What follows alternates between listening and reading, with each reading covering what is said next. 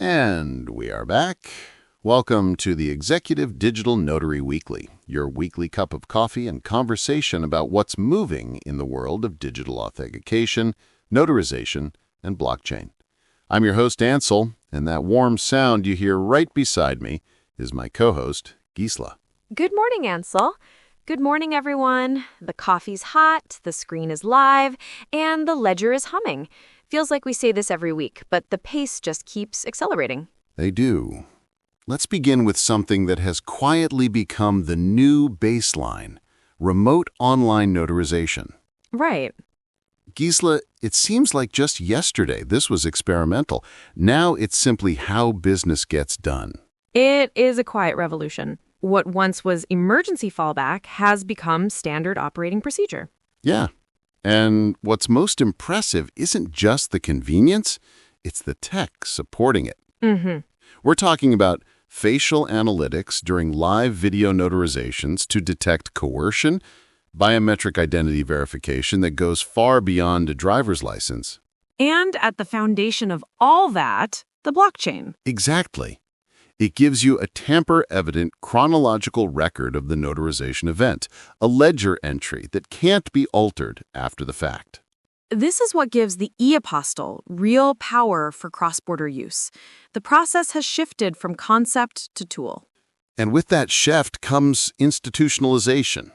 The grown-ups have entered the room, and they're establishing the rules. Yeah. For example, the evolving mix of regulation around online notarization services, blockchain record-keeping, and international document authentication, we're seeing jurisdictions around the world recognize digital notarizations, blockchain time-stamped records, and electronic apostilles. It's a huge leap. For instance, the traditional notarization chain, ID check, physical presence, ink signature, manual apostille, was built for the paper age.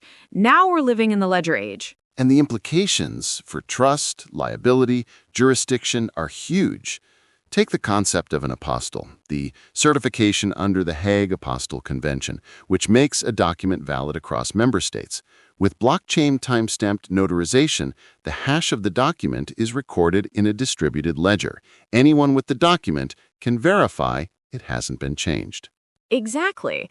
And this gives notaries, authentication services, document issuers a way to scale trust globally with mechanical certainty behind the verification.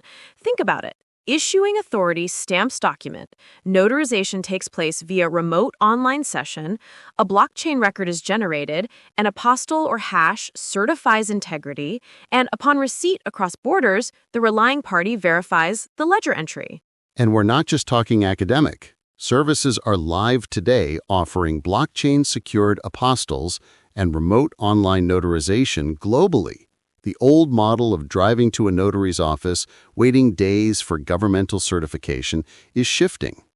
True, but with change comes new risk and new questions.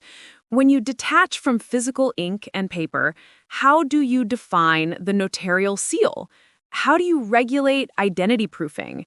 How do you handle cross-jurisdiction recognition? Right. For our listeners, here's 3 things to keep watching.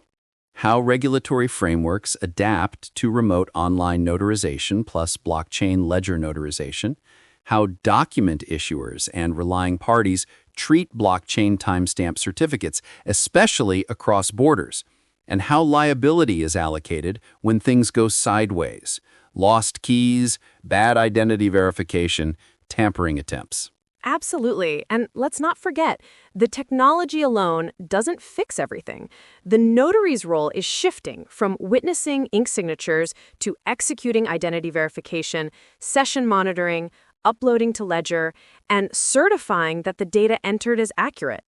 Which returns us to a core question we're asking this week.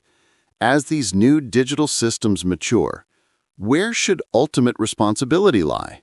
With the individual user who holds the keys and submits the document, or with the institution, the notary platform, the ledger service, the verifying party that creates and manages the platform? It's a vital question for the future of notarization, authentication, and international document use. We'll stay right here next week, decoding what's new, what's next, and what matters. Until then, stay curious, stay intentional, and keep building trust in the digital world.